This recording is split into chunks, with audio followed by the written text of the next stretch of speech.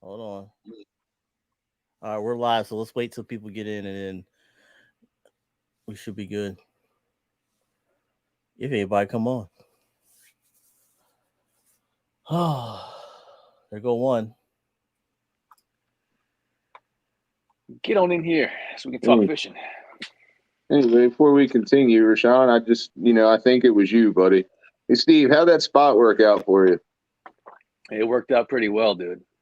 If I hadn't, actually, no, most of the issues that I had at that spot were snakehead short striking, but it was sure as hell good enough for second place, man. If I think I made one mistake out there that I really regret. Uh, Other than that, yeah, I'm going back to Dundee, dude. That's way too close to home not to go back to. And it's good water, really good water. Not to mention that it was high, super high tide. So whatever, That's the best time, I tell you, man. Super whatever. high tide. Put on a spinner bait and get All right, busy. whatever you say, man. Whatever you say. All right, when we get 20, I'm gonna kick it off. Make this quick so Steve can take over, and we have good times today. Mm-hmm.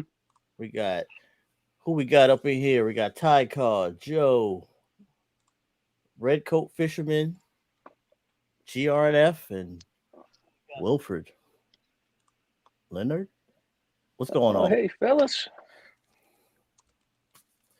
All right, you want to kick it off? You want to start it Yeah, now?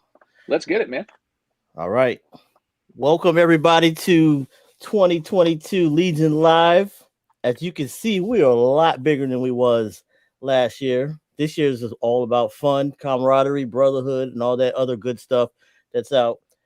So I hope you're going to enjoy this video because this video is going to be more on, well, live is on winter fishing and the announcement of a new teammate.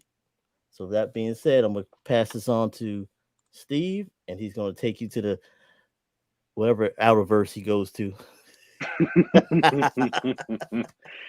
Hey, everybody, welcome for joining us here on Legion Live. Welcome back. We already got the next one scheduled for 2 weeks from now. So we're going to keep these going, especially on these days where it's either too iced up to fish open water and not iced up enough to ice fish around here. That's a bad spot to be in the Maryland, Delaware area. But anyway, the first thing we're going to hit tonight is going to be the Cleanup Meetup, because that's this Sunday from 9 till 12 over on the Bush River. You can check out the event on the Legion Facebook page. Got all the details in it for exactly where we're going to be. We're bringing gloves. We're bringing trash bags.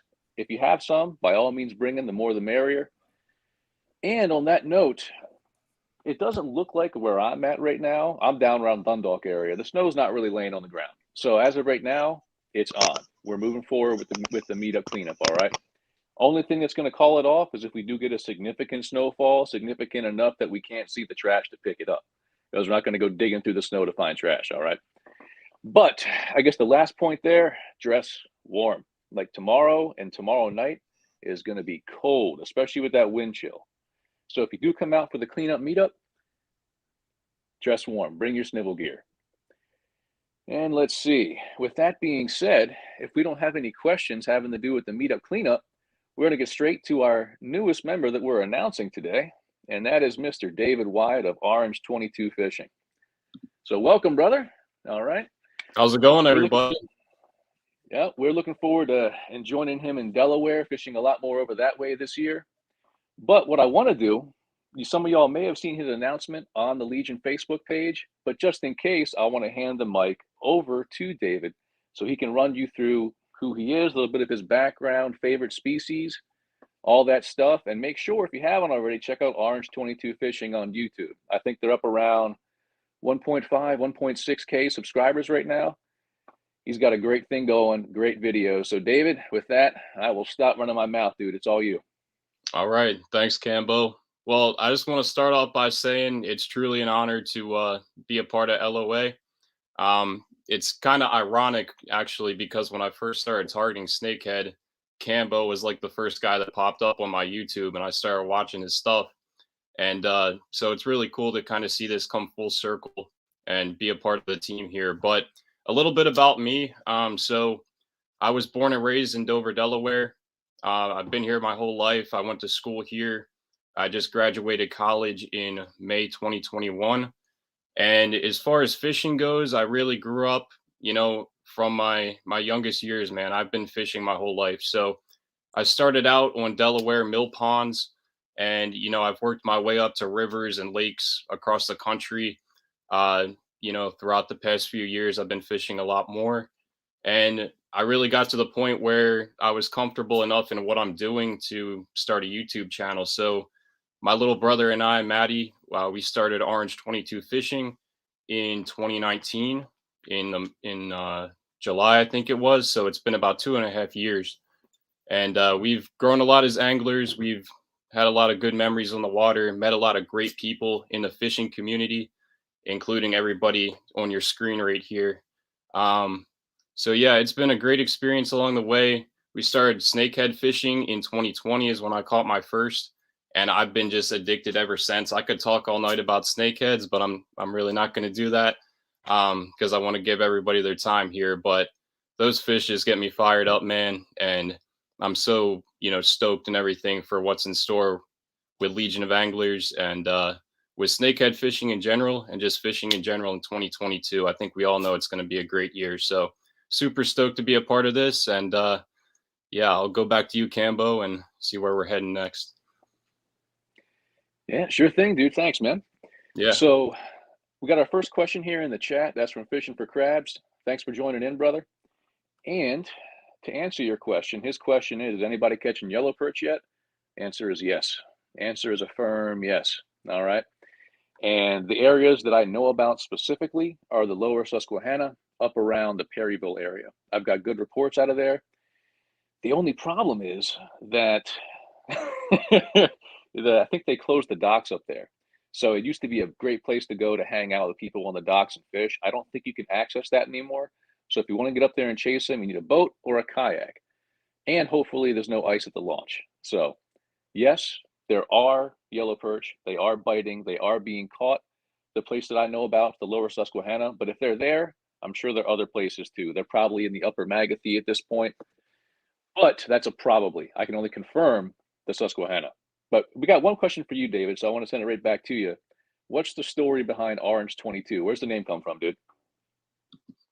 So most people think with the name, it's something like some really cool story or something. It's really not. Kind of when we were starting out our YouTube channel, obviously we needed a name. So we sat down for like an hour just to brainstorm, and we really couldn't come up with anything good at all. So I just went with my favorite color, which is orange, and my number in basketball when I played was 22. So just plugged them together. I thought it sounded kind of cool, and here we are. It sticks, dude. It's a good name choice. It sticks, and Yeah. I think it's even better that it's kind of near and dear to you, man. I like that stuff, dude. Yeah, it has a personal meaning. So there's one more thing I want to throw back to you before we go any further than the agenda, because this past year, 2021, you hit a pretty cool achievement, man. And I'm pretty sure from looking at your videos, only about 20-ish people in Delaware have done it before. Is it called the Master Angler Award or Elite Angler? What's that thing called in Delaware, and how did you get it? So it's called the Delaware Elite Angler Award, and basically, I think I'm the 18th person to ever accomplish that. It's a little tough to explain, but all the resources are on Denrec's website if you want to look into that later after watching the live here tonight. But basically, you have to catch 5 trophy fish of different species here in Delaware public waters, and I was able to do that. And you have to kind of fill out some paperwork. You have to take a few fish into weigh stations and everything like that. But it's just a big multi-species award. And I was able to get it done with a snakehead, a bass, catfish. I think, was it yellow perch? No, crappie. And there's probably another one I'm forgetting. But there was 5 trophy fish species that I was able to catch. And it was one of my 2021 goals. So it was really cool to get that done. It's pretty awesome, dude. I mean, in the past, it's like I haven't worried a lot about the citations because I always have everything on video. As long as I can go back and relive the experience, I'm usually happy. But I think I might actually give that a shot this year. We'll see how it goes. But before we go any further, there are a few new faces here that I just want to introduce them briefly. We're going to have our own videos, our own sessions on here where we actually introduce them individually so they have a chance to tell you all about themselves. But if you are a new member here, on my screen across the top, it looks like Brandon 410 Commando is our first kind of newish face around here that you probably haven't seen before. So Brandon, actually to pass the floor to you, you can tell them a little bit about yourself, the species that you chase, and go ahead, brother. Hey, thanks, Steve. So I've been on the team for a while now. I've just been kind of out of the limelight. Video stuff's new, so I'm a pretty avid multi-species angler. But my passion's always going to be catfish.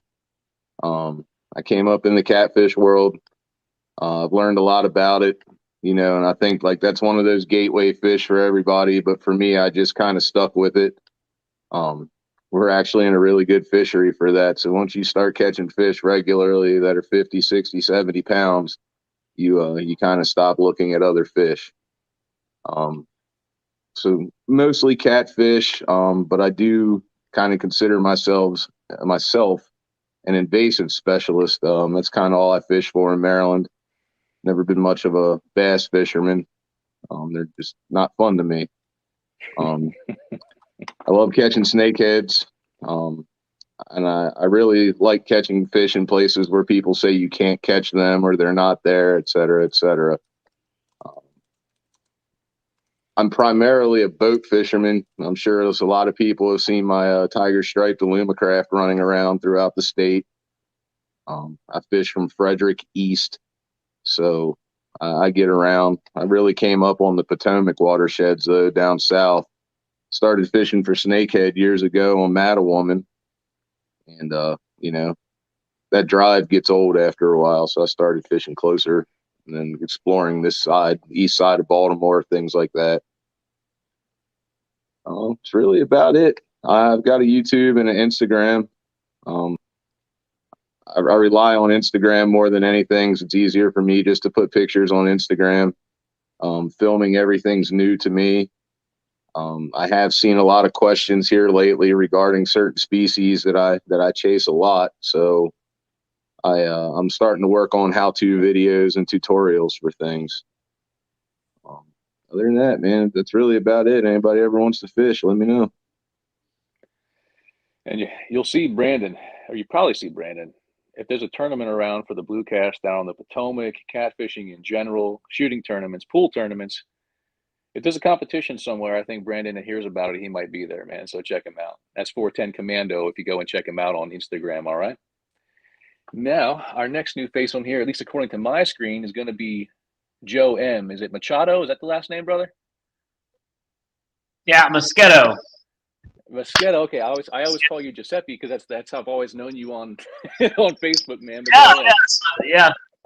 There's a reason why I put that name together as kind of like my alter ego is because it's actually easier to say than my real name, which is the right thing to do. But yeah, happy to be here, boys. All right. And next we have Tight Lines 302. Rodney, go ahead, man. What's going on, everybody? Rodney Cokes, Tight Lines 302. Also born and raised out of Dover, Delaware, like Dave. New to the whole video thing. I'm stoked to be here. And can't wait to fish with all of you. Yeah, dude. We're going to have some fun this year. Check him out on Instagram, man. He's got some funny content out there, dude. Who else we got? I see Joel down there. They should know you, Snakehead Slayer. But then, John Goyena. Go ahead, brother. Hey, what's up, everybody? I'm really excited to join the team. Been a fisherman on the East Coast pretty much all my life. Grew up fishing down in Florida, North Carolina on the coast, and probably for like the past 5 years, been fishing for snakehead. So just really glad to be part of the team. Like some of the others, I'm really new at recording videos and the social media stuff, but I'm learning, putting some new stuff out, kind of have a new twist on stuff called Twofold Fishing. So still building that, but yep, just excited to be here and excited to fish with you guys. Yes, dude. Y'all going to see us making trips to Delaware, to Virginia, and hopefully beyond. We got some trips that I won't even announce yet this year that we should be showing you some species that are going to be way out of the norm for the Maryland area. So keep an eye out for it. But to hop back on the agenda here, now that we've introduced all the kind of new faces we have here, the other thing we really want to focus on tonight is winter fishing. Because, you know, if you're anything like us, especially over the past couple of weeks with the weather we had, you're going kind of stir crazy. Like the winter time, especially for guys who chase snakehead and species like that, it can be a tough time, man. You know, we're going to hold each other. We're going to get through this. All right. But when it comes to the actual winter opportunities you have here in the Delmarva area, we can run through Maryland. We can run through Delaware. We can run through Virginia because we have some depth in all those different areas. Okay. But the first thing I want to hit on, and after that, I'm going to pass it off for the other fellows to come on and talk about Maryland opportunities. The first thing I want to do is talk about safety. Okay. If you're going out this time of year, you really shouldn't be going by yourself. That's number one. If you do go by yourself, absolutely have a way to contact people. The technology out there right now is incredible. Like there's different emergency devices that can activate automatically if you have a bad fall, if you hit the water. But the bottom line is try to have a buddy. If you don't, let lots of people know where you are and when you should be back. And if you can afford it, absolutely have a dry suit. Okay. This time of year, going in the water can go really, really badly. Like I've gone in the water before up in Colorado, and it was after a lake that up at about probably 8,000 or 9,000 feet had just iced out. And this is back when I was in the military. Me and my soldiers were trying to help this kind of family that was stranded on some rocks. So I was like, okay, no problem. I didn't touch the water or anything. I was going to jump in so I could help them get off these rocks. I'll tell you what, I hit that water. The first thing I did was just all the air left my body. I rolled over on my back and just treaded water for like a solid 30 seconds just so I could get used to that water temp. And that's me intentionally going in the water. If you unintentionally go in the water, like you fall, you slip, you hit your head, something like that, it can kill you. It's deadly serious this time of year. So if you're going to go out there, adhere to those kind of safety standards. Take care of yourselves, all right? Ain't no fish worth your life, especially not for your family. But with safety kind of being out of the way, let's go ahead.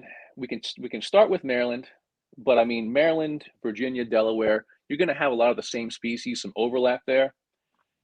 But what species do we want to talk about first, fellas? I'm kind of leading towards blue cats, assuming we still have Brandon on here. Did we lose him? Nope, I see him top left. Okay.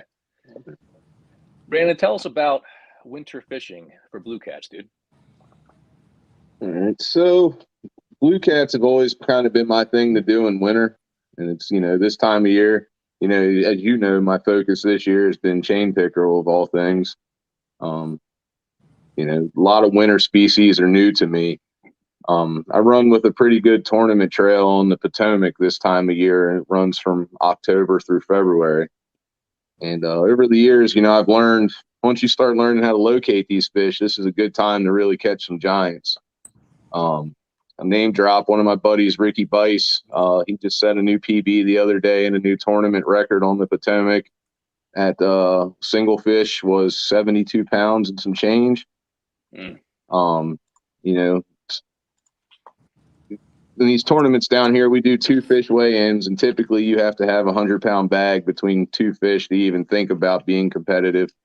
So it's easy to hold your attention. You get a nice day. The water's usually nice. The biggest thing is going to be locating your fish this time of year.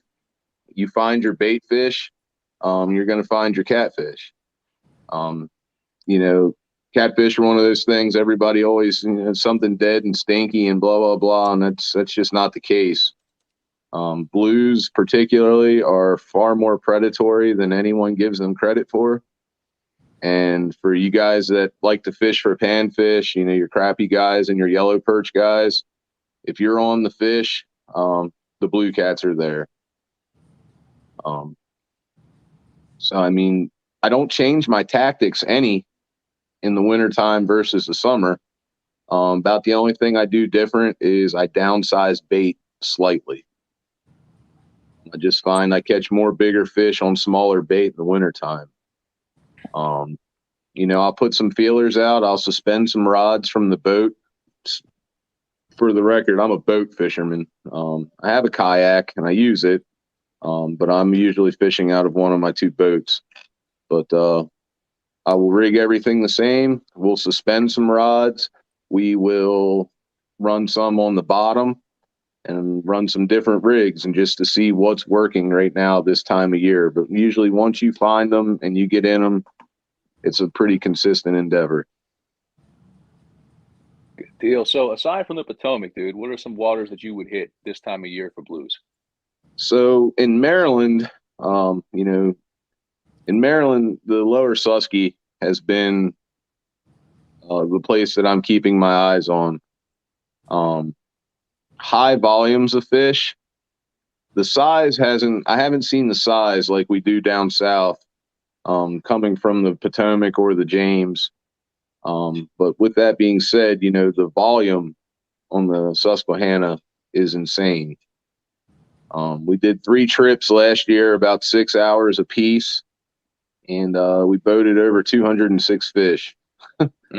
So, I mean, the numbers on the Susquehanna are insane. Now, I've been exploring some of these creeks, or you just see some different areas that look good. When I was down south, Mattawoman Creek was also a great place to catch blue cats. Of course, it's right off of the Potomac. Up here, I would do lower Susquehanna, and I've gotten into them in a few other creeks, but I'm not confident enough to say that anybody, that it wasn't a fluke. I wouldn't recommend anybody to those locations. Now, there's one more tip I want to get from you, since you taught me about this before the call today. And then I'm going to introduce one more new face that's here on the show with us. So that last tip, you go ahead and tell him, man, what mistake was I making that you just corrected me on when it came to rigging your hooks for catfishing? All right. So I use offset circle hooks when I fish for catfish. And I hear a lot of people say that they don't like them, and there's usually one of 2 reasons as to why they have failures with these offset circle hooks. So this is a Team Catfish 8/0 double action circle hook, and it's just an offset circle. Now, problem number 1 that people typically do is they put too big of a piece of bait on here, or they hook their bait too deep, rather. You can fish a huge piece of bait on here, but they fill this gap up too much. So then when the hook trips, it can't dig in because your gap's full here in the middle. Thing number 2, where people typically have problems, is how they rig their hooks. Okay, and I'm trying to hold this up to the camera for everybody. It's looking pretty good so far, dude. With a circle hook, a lot of people just tie a knot on them like a regular hook. And that doesn't allow these hooks to have that trip action that they need to work effectively, because with these hooks, you don't set them. You let the fish set them for you. So I put a YouTube video up today, and, I did go over this, but this knot here is called the knotless snell. And what tends to happen is when people tie knots on the circle hooks, if you see the lines coming out of the front of the eye, they typically have the line coming out of the back of the eye. And what that does is it just lets the hook flounder and it doesn't trip. Whereas if you have it coming out of the front of the eye, and here's a good test I was telling everybody, once you spool your leader up, just pull your line across your hand. And no matter what, that hook's just hanging here willy-nilly. You slide it across your hand and it goes point first every time. And the biggest thing is with these, I always tell everyone to use a leader and set them up that way versus just tying them onto your line. And, you do a knotless snell is my favorite. So you would hold your hook like that, come through the bottom of the eye to the heel of the hook, pinch your line. Now, they say you're supposed to wrap it a minimum of 7 times. And like I discussed earlier, I don't like odd numbers, so I do 10. Borderline overkill, but that's okay. And then you come back through the back and out the front. And then cinch your line down, and you now have a snelled hook that's going to work 100% of the time, every time. And I'll tell y'all right now, I was missing a lot of blue cats. You'll see the video come out soon. I was out there on the Marshy Hope, which is another really good place for blue cats. And I was out there with Rashawn and my buddy Jamie. And I was missing a lot of fish, dude. I was missing a lot of fish. And I was getting kind of frustrated. And now I know exactly why I was doing it, because I was just tying Palomars. You know, it's an easy knot to tie, especially on the fly. I was using the Palomar with those circles, and it was hurting. It was hurting. So that's a great tip for y'all to take to heart, man. Great tip. So thanks very much, Brandon, for giving us a lowdown on blue cats. The one, actually, it's not a new face. Angel's been with us a while. But while we're up here dealing with snow, Angel is down there. Yes, you see that logo pop up. That is the owner of Acor Frogs. And if you've seen my snakehead videos, I'm sure you've seen the Acor. Angel, how you doing, brother? What are you fishing for down there, man? What's up, guys? It's been pretty cold for us down here, so I haven't been doing much fishing. Just sticking right now to the saltwater stuff. It's a little bit too cold for snaking. I mean, you can get them, but it's a lot harder now. So yeah, I just been doing, the saltwater stuff, just to kill some time. But we should be coming into season in the next couple months, and they're gonna be fired up. Dude, I can't wait. I cannot wait. I can't wait to tangle with the bullseye. I got to put them side by side. I've caught plenty of northerns. I haven't caught the bullseye yet. It's well past time. Yeah, This when year I'm trying to cross it off. Tommy was down here, and so was Rashawn, and we had a pretty good time. Yep. Yeah. Make a trip soon. Yeah. Good times. Oh Good yeah. times. So to our Virginia boys here on the call, there's one river. Actually, there's more than one river. There's at least two rivers I can think of down there that if I were chasing blue cats, I would go to. But I'm gonna leave that to you, gentlemen. I'm pretty sure that you probably know about them too. So if any of y'all want to take that and run with it, take it and run with it. Tell us about the blue cat fishing down in Virginia. No? Nobody? None of you Virginia boys are going to claim it? I'm get gonna. lucky when I snakehead fish.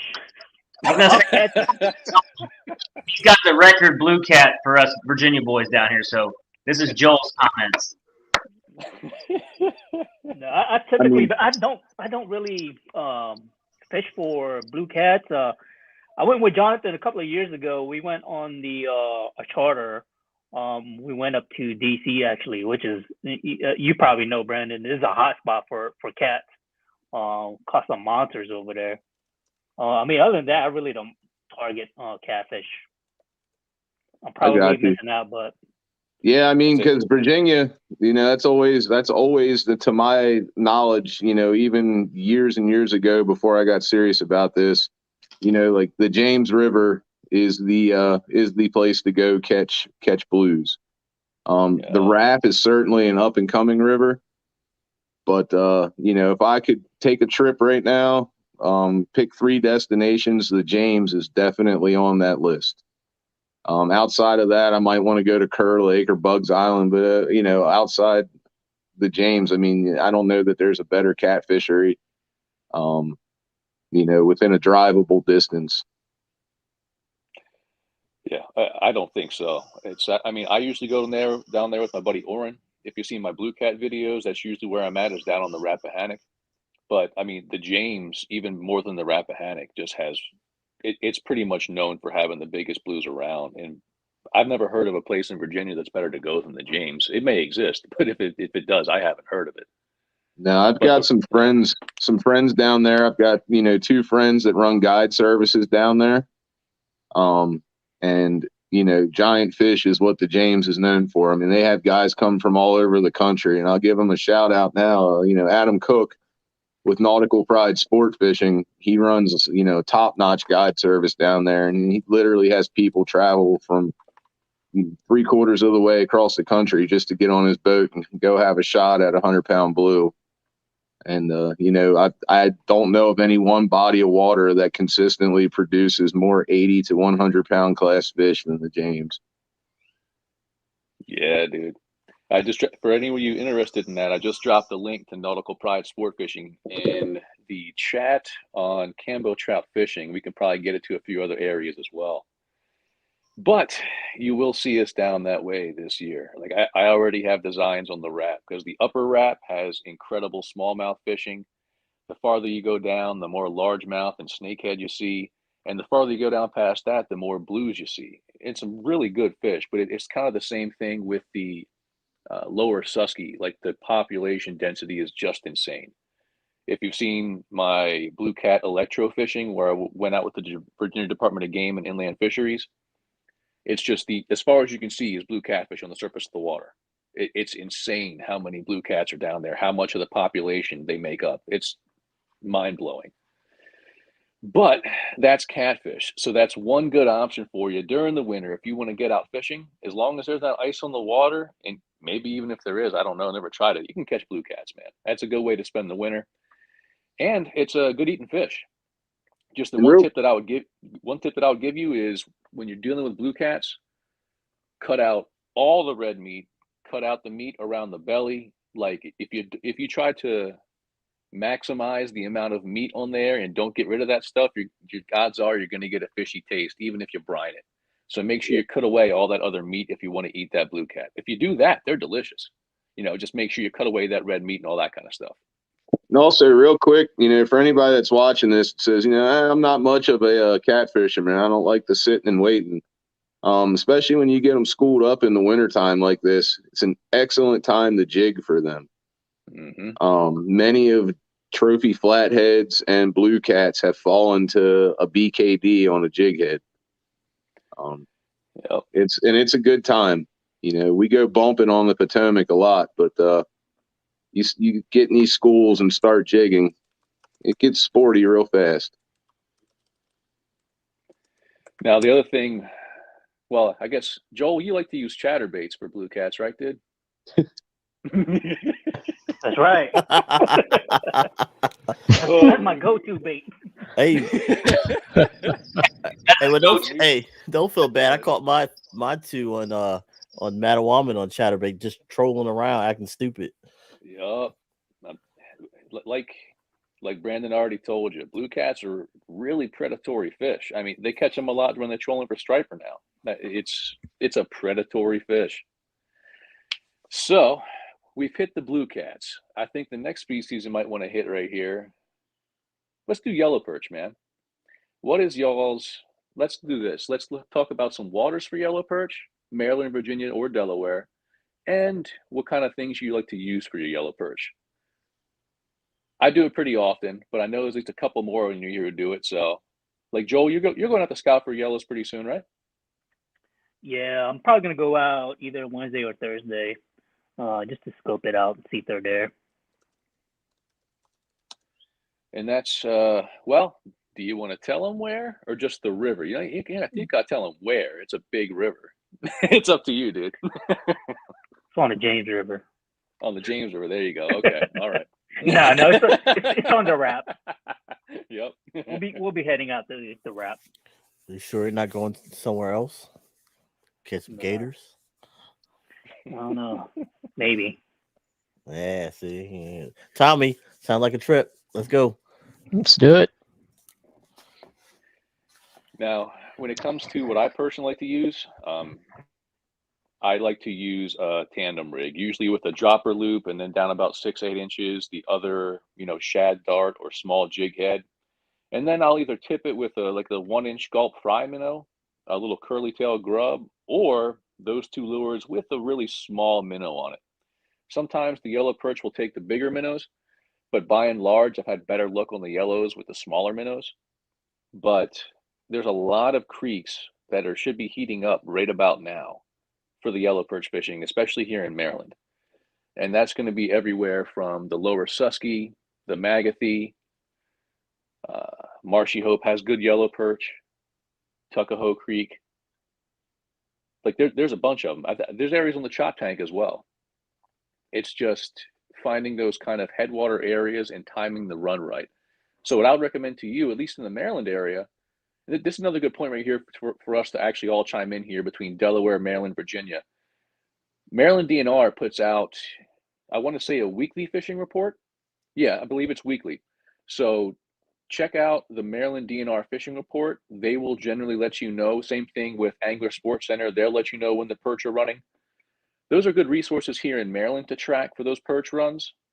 What do y'all use over in Delaware, Virginia, guys, if you chase any of that kind of stuff? What kind of reports would you point people to? What kind of resources would you point people to get that kind of fishing intel? I'll speak to Delaware a little bit. So the Delaware fishing report that comes out with Delaware Division of Fish and Wildlife is pretty much exclusively saltwater. They'll write like literally a sentence or two about freshwater, and they'll just say, they literally just say like bass and pickerel and perch are available in the ponds. So that's not helping anybody, obviously. Around here, it's a lot of word of mouth. It's a lot of, YouTube videos that people are putting out and people commenting and responding to each other. That's just about the only way that I see it going on, because the fishing reports themselves are just not there.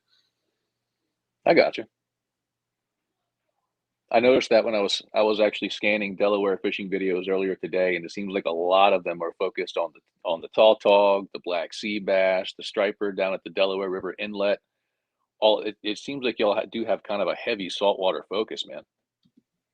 It's very heavy saltwater, which is fine with me because that gives me a little less pressured places to fish. I'm sure the other Delaware guys can speak to that too, because it's very heavy saltwater here. Yeah, it's Salt it is is the heavy best. saltwater. But with the introduction of snakeheads now, all the freshwater spots are starting to get pressured a lot more now. Starting to see more cars at our normal spots. It's starting to blow up.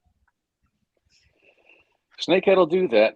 And you got any fish that hits that hard, fights that fun, and tastes that good, and you're going to draw a crowd, man. And that's just the way it is.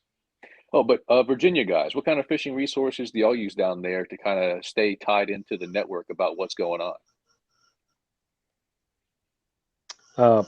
So personally, I like to just watch, the boards. One being the Rappahannock River Fishing Report, the Potomac River Fishing Report, because users post their daily catches on there, and they can give you an idea of where they're at. Like for example, on the Rap board today, there was some posts about ring perch coming in or yellow perch coming in. So I don't doubt that we'll see them upriver soon, and we'll be on them. Good deal. Yep. And for anyone looking for that Rappahannock Fishing Report page on Facebook, I just dropped that in the chat as well. How dare you, Tommy Robinson? How dare you? Snakehead is so 2015. Every day is Snakehead Day, man.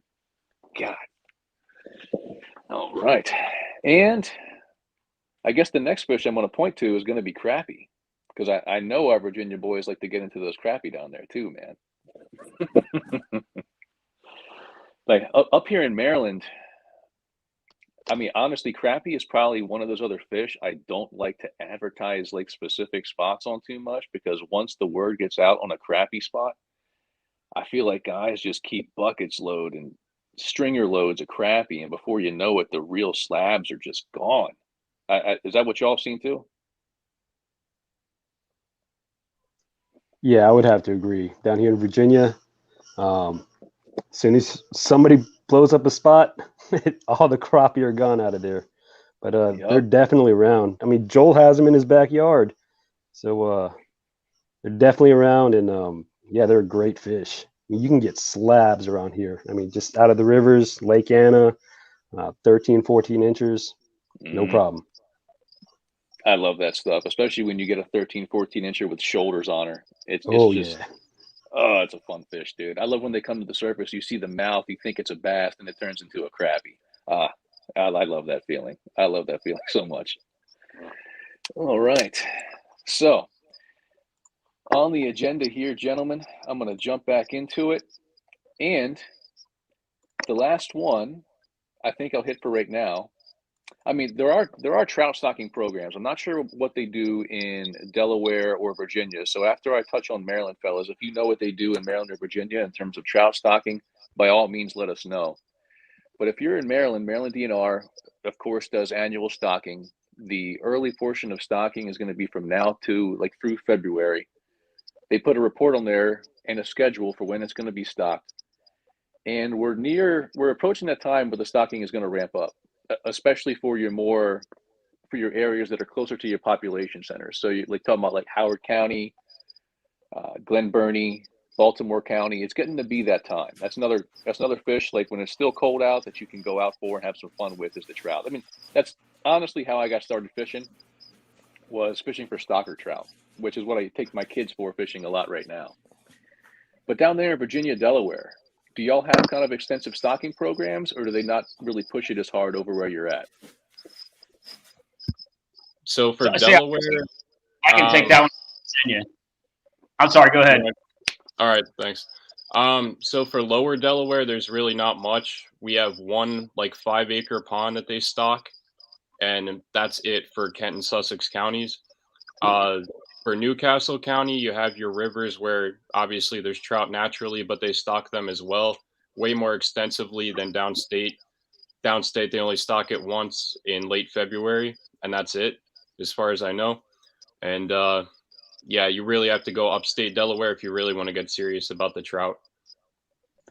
I did see that on some of the Delaware fishing videos. It looks like the upper portions of the Delaware River have some solid brown trout in them, dude. That's what I'm seeing on YouTube. Mm-hmm. Yeah, come around. I want to say it's the end of beginning of March, end of February. They'll start actually stocking what's called Newcastle County. They start off with like rainbows, and they'll stock brown, and they'll throw some palominos later on in the season. They have certain areas specifically just for fly fishing and so forth. So most of the concentration is up north. I gotcha. And how about Virginia? Yeah, that's pretty similar. That's actually Virginia has a pretty robust trout stocking program.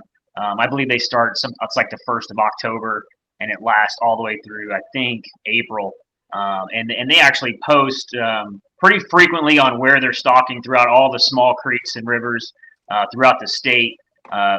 Unfortunately, they have to follow a weather pattern as well, as far as how warm waters get and how cold waters get. So a lot of times those better trout stocking areas are usually on the western side of the state. And as you guys know, a lot of us on the Legion here are usually Northern Virginia guys or some type of Central Virginia guys. So it's a distance to travel to those areas, but it's definitely worth it. And like probably other states, well, maybe not. Virginia's actually got a lot of private land, and a lot of the creeks and rivers that run through private land, there's a lot of different litigation and things can happen as far as where they own the waters. So you can't just go walking around in every creek just because you're in the water and not on someone's land. So there's a lot of restrictions, but to answer it, if you get on the web page and you go to the wildlife page, they have a trout stocking page, and they can tell you every place that they're stocking almost in real time. It's pretty good. And they also have an urban stocking program where they hit a lot of the ponds and smaller river systems that are closer to DC and the Northern Virginia area, which are pretty good too, especially if you got kids. Yeah. Now that you mention it, they got some similar places like that down in Southern Maryland, getting close to DC. I want to say maybe like a Greenbelt, Allen's Pond, things like that. They can get kind of shoulder to shoulder down there once trout gets stocked, but it's still a good time. There's a few out my way in Frederick County as well. On the trout stocking, though, when Maryland puts out a pretty in-depth report where they're stocking and what they're doing. I don't want to misquote it right now. I wish I'd have thought about this beforehand, but there's actually a little hack, if you will. And instead of just waiting for a couple days when the report comes, there's actually a spot on the DNR website where you can go.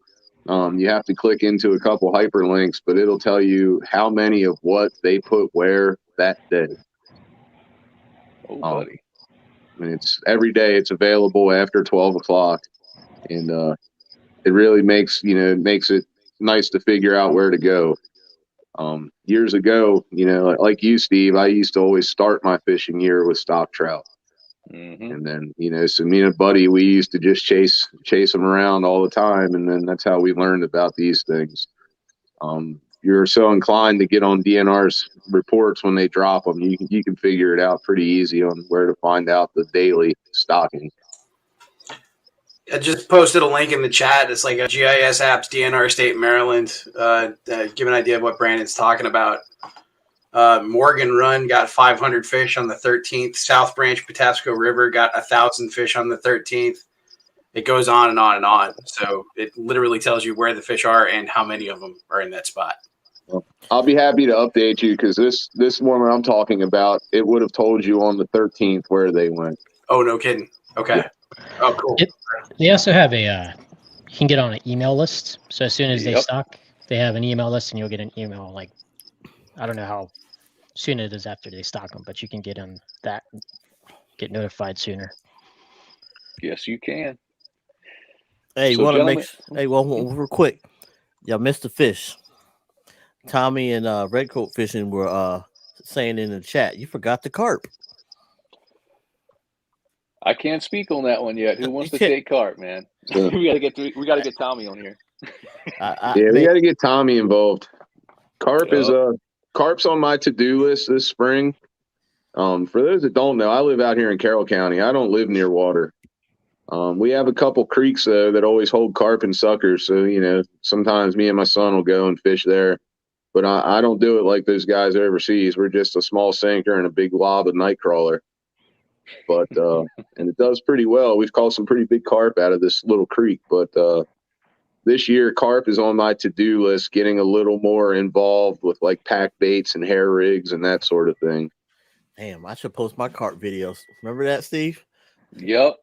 With Yup. the swim bait.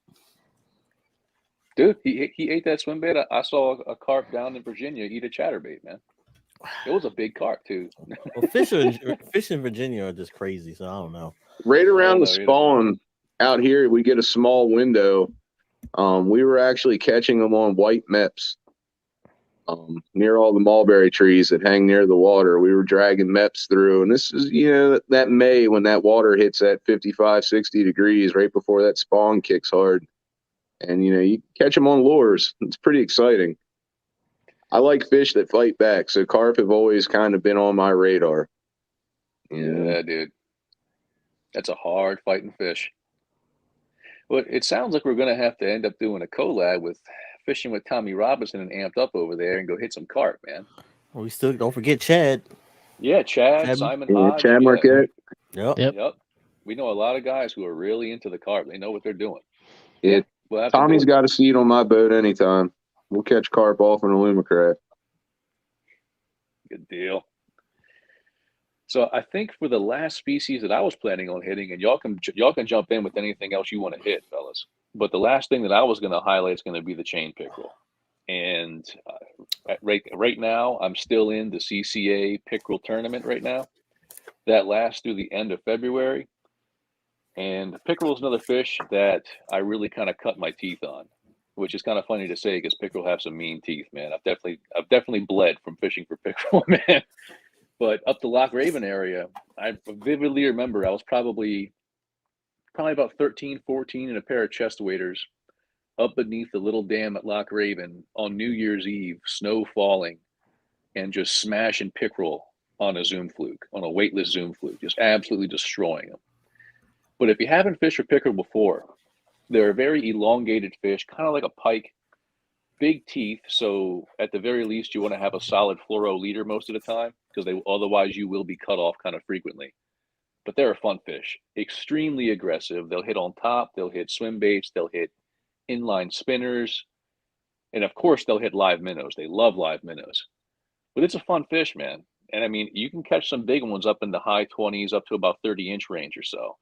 That's a very special fish, don't get me wrong. A pickerel that big is a very special fish, but the mill ponds out on the eastern shore, the reservoirs we have here through Maryland. And David, I'm pretty sure you got some pretty good pickerel fishing out there over towards Delaware too. Pickerel fishing in Delaware is like the most underrated thing on the eastern shore, in my opinion. It is so good out here, and most people don't target them. Most people think they're trash fish or whatever because they're all just bass fishing. And there's some ponds around here that we just slay them at, man. There's so many 25-inch, 26-inch class fish. My biggest last year was 26 and a half. There's just so many of them out there, and people don't target them. But yeah, last winter was just one of the most fun fishing seasons I've ever had with those pickerel because they were just going crazy all winter long. And that's what's so tough about it being iced over right now is because this is when we were slaying them last year. So hopefully that bite's still on when things unfreeze. But yeah, Delaware pickerel fishing is top notch. I got to get out there with you, dude. I haven't chased them in Delaware yet, and it's killing me. Because Adam was telling me a story about the time that you and he went out in the water. Y'all found a pond that apparently had a lot of big pickerel, dude. And Yep, I'm down for that anytime. that's Let's the go pond. tomorrow. Yep. In the snow. In the snow. In the snow and gusting to like 40-mile-an-hour winds. But yeah, we can pull it off, man. Hey, if Hey. the ponds weren't frozen. Saw a comment from a Severn River angler there. He's dude, slays pickerel on the regular. for real. If y'all ain't following Severn River Angler, y'all go follow him on Instagram and on YouTube, because I'm telling you, that dude is out there almost every day catching pickerel out there. He's killing it over there. I don't even think he works. Well, according to his post today, he does. But Oh. Every Must take a time lot of he- meetings on the water or something. Yeah, he's like, oh, got the green screen set up in the background casting. He's like, yeah.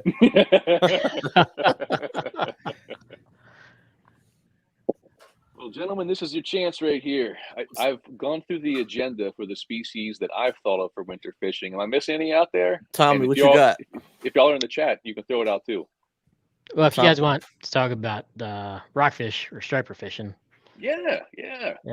it is CNR right now, so it's only catch and release. But there's a lot of opportunity out there to go catch them.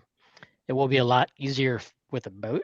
You can do it from a kayak as well, but just make sure you suit up and check the wind and weather, because they could turn on you, in a second out there. So there are a couple of places that I fished personally that produce. One of them, a lot of people already know. I don't want to spot burn too much because I know some of the guys are sensitive about spots, but it's actually the Bay Bridge. The pilings over there, they actually call it Rockfish University for a reason, because they're always there. I mean, that's actually, if you want to learn how to jig, that's where you go, because they're there. Yes, it is. Another location is the Patapsco. That's pretty well known. Can be hit or miss as well there. And if you check, I'm not going to name names, but a lot of the warm water discharges can produce a lot of fish as well. Oh yeah. If you drop the warm water discharge names, the people are going to come for you, Tommy. They're going to come for you. Exactly. But again, it is catch and release. So, make sure if you're going to take a picture quick and set it free. So Now, it was Leo Fishing here in the chat. I can't believe I left walleye off this list. Walleye are a Well, notorious cold I water didn't get fish. that far yet. I was going to bring it up after Tommy was done. Yeah, well, go ahead, take it, bro. Take it. Because even though I never caught one, I seen everybody fishing for walleye in cold water. That's like that, and pike too, and muskie too, right? The muskie bite in cold water. I know pike do. Yeah. So Yeah, those are cold water fish. because I was watching the ice fishing video and they were catching pike. Muskie walleye. dude, it would be nice to hear from J.R. Witzel over at Jigged Up Unlimited. Yup. He really got the muskie bug bad last year, and he's gone in and he's becoming quite the accomplished muskie angler. Yeah, he is. Matter of fact, Yeah, I've he is. got his gear on now, actually. Stand up guy. We also we said tog too, right? Already from the saltwater. We touched on tog, but I only mentioned it in terms of like the Delaware River fishing. I haven't really got into it past that. Yeah. Well, right, Tommy, we went out in a boat in December. yeah, 2 that years was ago? Delaware. Yep. Yeah, there's some opportunity down south, but it can be hit or miss again, on the tunnel. But down there, that's some big water, so make sure you check all your you know, the reports, wind reports, everything, and go out when it's like flat calm. That would probably be better. But you can actually catch some nice tog down there right now. Now, to circle back to the walleye really quickly, I don't know a lot of places very near to me, and it may just be that I don't know about it. I'm not saying they aren't near me. I'm just saying I haven't chased them that much. But I know that one place you can chase walleye is over on the Susquehanna. All right, and whether that's PA waters or down below Conowingo into Maryland waters, I know you can get walleye out of there. What I think I might try to do this year is link up with some of the kind of aficionados over there for the walleye game. I know that Josh Dixon knows the game really well. Dave McCullum, of course, knows the game really well. But if I go with Dave, he's not going to let me take a camera. I know that for a fact. He's not going to let me take a camera out there. But that is one area that I know of that you can go for the walleye. And I think they catch them sporadically in the lower Potomac as well. I see some walleye come out of there occasionally.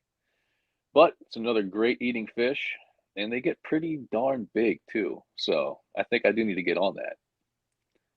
Uh-oh, I see what you put up there, Rashawn. That's Okay. your favorite place. Yeah, you know it. That's one place we kept saying last year that we were going to explore the Patuxent and the Patapsco a lot more than we ever got around to. There's a lot of places we said we was going to do, but we didn't. Yep, there's a lot of good snakehead water there that we just haven't explored yet. We got to get on it this year. Let's see. But, gents, I think I've just about hit all the high points on our agenda here. So I guess the last couple things that I have is if you're in the chat here, if there's any questions that we haven't touched on yet, make sure you drop those into the chat so we can hit those before we close out this live session. We are coming up on the hour mark. We're right on time. We're pretty much killing it here. But the next Legion Live, mark your calendars, is going to be February 11th at 7 p.m. And we'll have that Facebook event up on the Legion of Anglers very soon. But for my other teammates here on the call, anything else y'all want to put out there? Let's talk about this nice new Mini Max chatterbait. Can't wait to throw it. I'm gonna try now. Joel. Hey, Joel's gonna be the first one in line to use it. He's got to get those blue cats, man. Yeah, it's a small bait, Right. like it's a small bait, like Brandon said in the wintertime, so you can use that. Yup. But hey, look, tell them real quick what's special about this new chatterbait that you're holding up there, Rashawn. Well, it's the same. I would say it's Z-Man has a real small 1/8 ounce one. This one is, I wish I had another one on me, but it's a smaller blade. It still has the same. The hook is a little shorter too. The skirt's about the same. You can see it. Hold on, let me get a better color. You can see it. The blade is smaller. It's still the same weight as everything else, and the hook is 2/0. Vices all the other chatterbaits. See, even on this video right here, you can see the thickness in that hook. And I think that's because I used to use the 1/8 ounce Z-Man chatterbait back in the day when I first started fishing blackwater. It's a great lure, don't get me wrong, but it's a much thinner gauge hook. And after a while, I wasn't comfortable anymore because I was waiting for the time where I would hook into a really big snakehead and it would bend that hook to the point where it got off. You can see where that one has a lot more stoutness to it. So you're definitely going to find those in my tackle box. Now, there is one more great question here that came from Ty Cod Outdoors, and that's another great channel out there, especially if you're into snakehead fishing, y'all can check out. And his question is, what's your can't live without winter gear? For me, this kind of harkens back to the safety thing that we talked about a little bit before, and that's going to be your snivel gear, but especially your waterproof snivel gear. Like, the only reason that you don't see me in a dry suit this time of year is just the cost. I kind of fish on a shoestring budget, to be honest.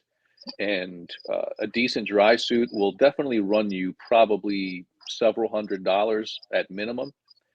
But I'm telling you right now, if there was one piece of equipment that I would say you need during the winter, especially if you're going to be in a kayak, it's got to be a dry suit.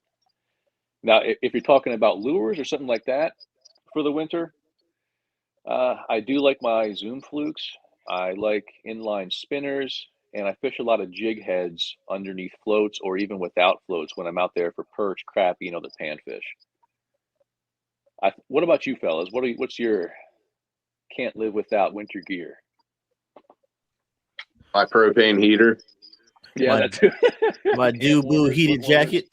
I was Yeah. about to say the same. Yeah. That thing is Dubu awesome. heated jacket. Yeah. So I got to jump in because we're talking about winter stuff. And for anybody who's not aware, I'm going to let my accent come back here a little bit so you can hear where I come from. I grew up in Upper Michigan, right? So whenever you hear the little Canadians start to flitter about in the back of my throat, that's come from. Is that I'm a Uber.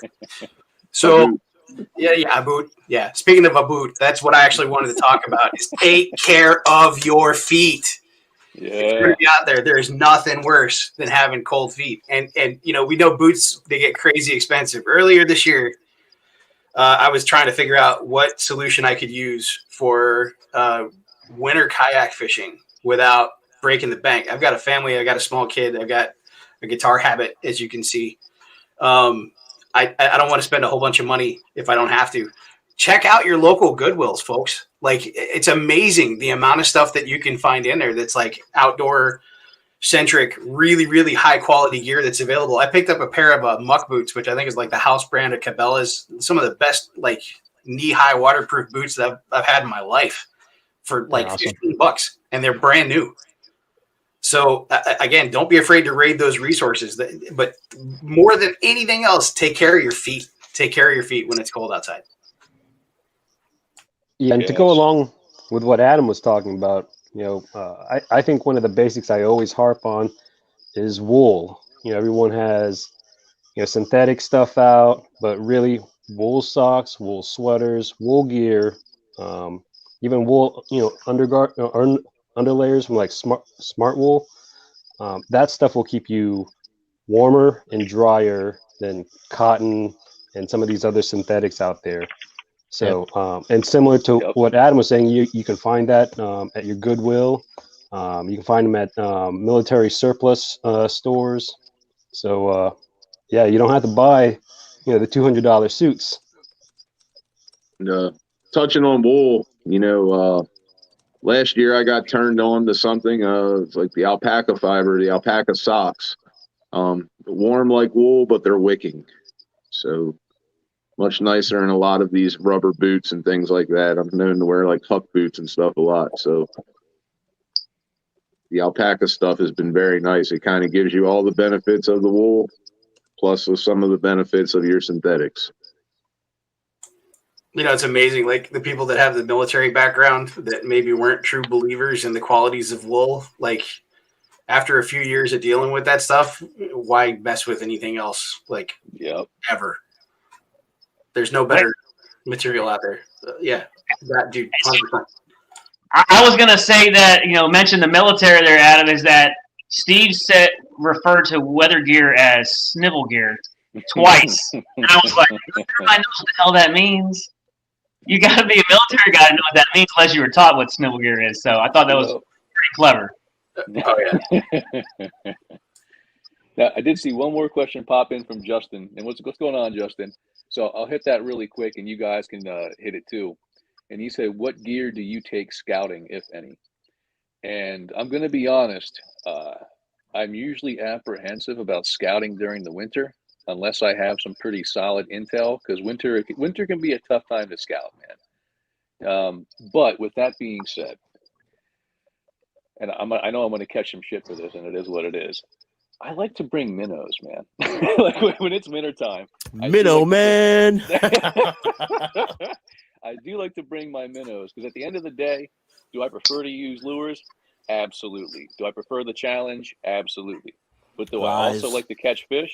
You're damn right I do. Lies. What was that line in my video? It's like, I'll be that guy. Yep, I will be that guy. I will be that guy slinging minnows, dude. If it's the difference between catching fish and not, I will be slinging minnows. All right, gents. If we don't have anything else, that's about the hour mark. I have my. You want to say hi real quick, son? Hi and goodbye. Get out of here, man. But I got him and a couple extra kids in my house, so it's almost time for me to go round these kids up and make sure chores are getting done, man. So Spades. everybody with who that. joined, thanks so much for joining. Like I said, you'll see us again on February 11th. That'll focus on one of our new members. Again, welcome very much to David. Welcome to everybody who's here on this call right here, all of our new members. But we're going to introduce you to them individually as we have these live streams. And of course, especially as it warms up, you're going to see them on our videos. And we hope to see you this Sunday from 9 till 12 on the Bush River for the Cleanup Meetup. Other than that, gentlemen, that's all I have. Deuces. Get out of here, man. Hold on. You ready? Oh, man. We're about to end it. Wait.